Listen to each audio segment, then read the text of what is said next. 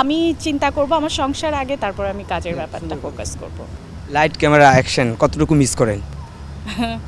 অনেক অনেক অনেক মিস ফিরতে ইচ্ছে করে?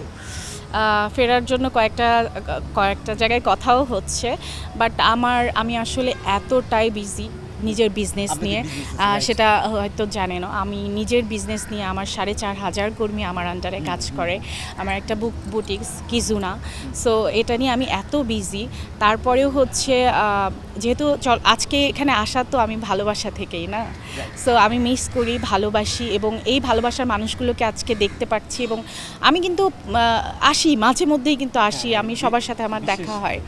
সো আমার ইনশাআল্লাহ ভালো কাজের কথা হচ্ছে, ইনশাআল্লাহ যদি দেখি সব কিছু মিলিয়ে করা যায়, ইনশাআল্লাহ করব, খুব তাড়াতাড়ি দেখতে পাবো। আমার 2টা ছবিতে এমনিতে সেন্সর হয়ে আছে। স্যান্ডেলিনা সো, রূপচর্চায় আভিজাত্য।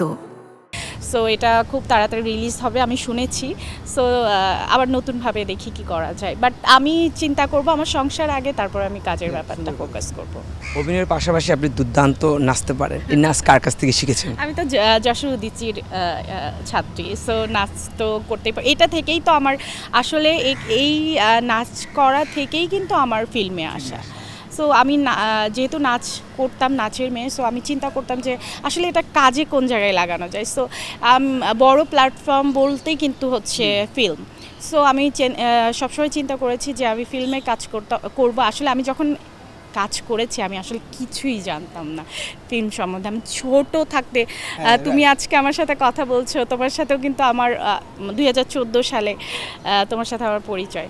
সো ওই ব্যাপারগুলো যখন এসেছিলাম তখন ছোট ছিলাম, এখন বড় হচ্ছি, শিখছি, অনেক বাজারটা অনেক চাঙ্গা ছিল তখন, সিনেমা হচ্ছিল।